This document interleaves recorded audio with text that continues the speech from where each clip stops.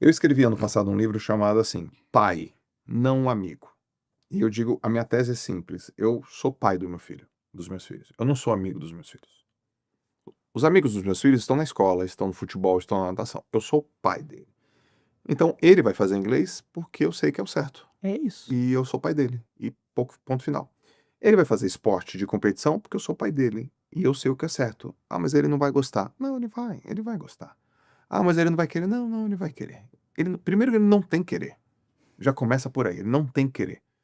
Eu que quero isso pra ele, porque meu filho tem 6 anos, ele não tem discernimento, ele não sabe o que que é.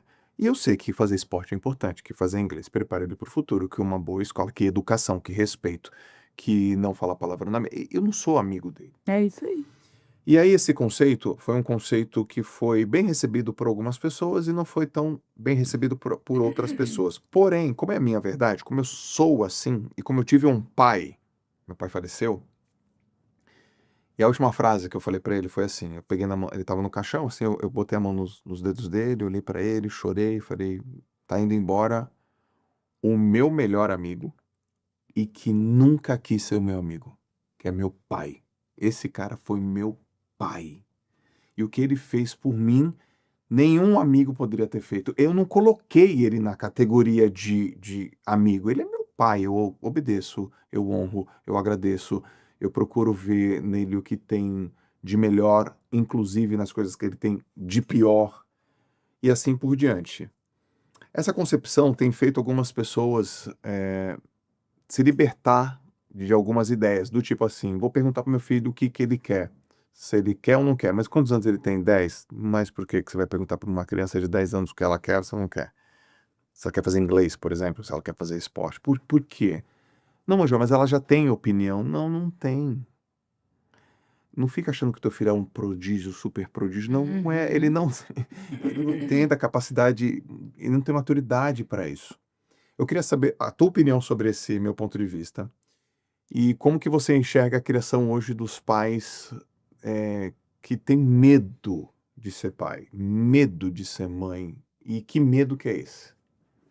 Duas coisas. Maravilhosa a sua pergunta, a perspectiva, né? Na verdade, quando a gente fica negociando com o filho, a gente precisa ter algo muito consciente. Você foi muito feliz na sua fala e existe embasamento teórico para a sua fala. O equilíbrio psíquico, o Lacan vai dizer, está no grande não. O Lacan diz, todo ser humano, para que ele cresça e tenha equilíbrio psíquico, ele tem que ter uma figura de autoridade. Certo. Que o Lacan chama de o grande não e que ele vai dizer que, em geral, está ligado muito à autoridade paterna.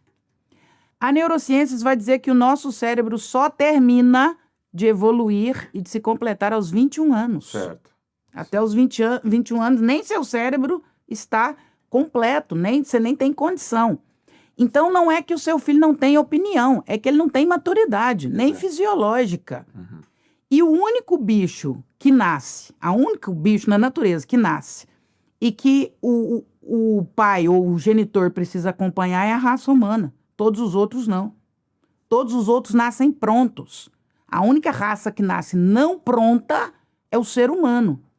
Eu gosto muito da base da biologia.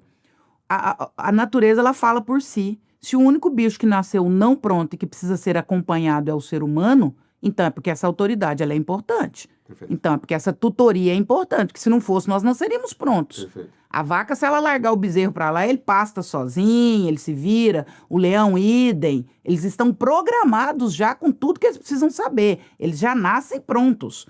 O ser humano é o único que nasce não pronto. Ele vai se fazendo durante a vida.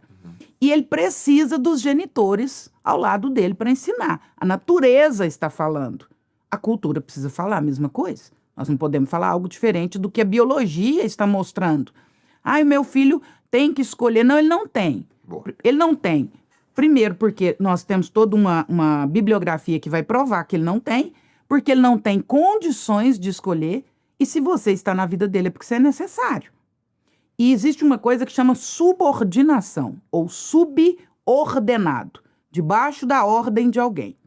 A gente só vai tirando debaixo da ordem à medida que ele pode.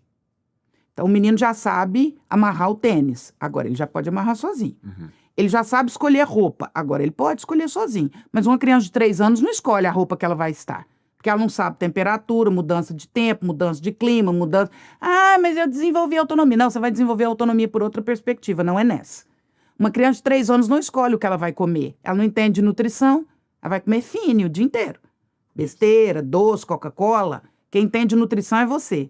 Um menino de 15 anos não entende de perigo social. Ele não sabe o quanto a rua é agressiva, violenta, o quanto drogas são um problema, o quanto jogos online são um problema gigantesco.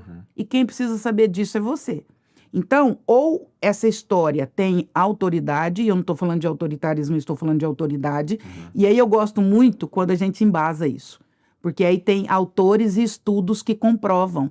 Só vai ter estabilidade psíquica ser humano que teve autoridade na infância.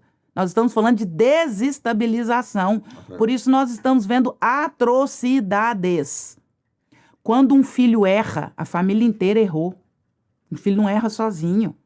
Então tem toda uma perspectiva de questões que nós precisamos olhar e a forma com que nós vamos conduzir isso.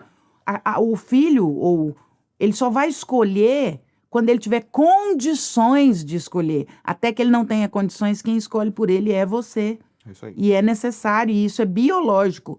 Por que que os pais de hoje em dia negociam tanto? Porque os pais de hoje em dia querem ser amados. Nós somos uma geração de pais e mães carentezinhos. Nós somos doidinhos que os nossos filhos nos amem. Seu pai perguntou pra você, depois no colo, e falou, Joel, eu te amo, papai. Algum dia ele fez isso? Nunca. Você me ama? Fala pro papai que você me ama. Nunca, nunca. Seu pai não estava preocupado com isso. Seu pai queria ser respeitado. Por consequência, ele era amado, porque só se ama a quem se respeita. A gente não ama quem a gente não respeita. Os pais de hoje em dia fazem tudo para serem amados, por consequência, não são, porque não se ama a quem não se respeita. Então, se você tiver que negociar com seus filhos entre ensiná-los a te respeitar ou ensiná-los a te amar, ensine-os a te respeitar. A partir daí, eles vão desenvolver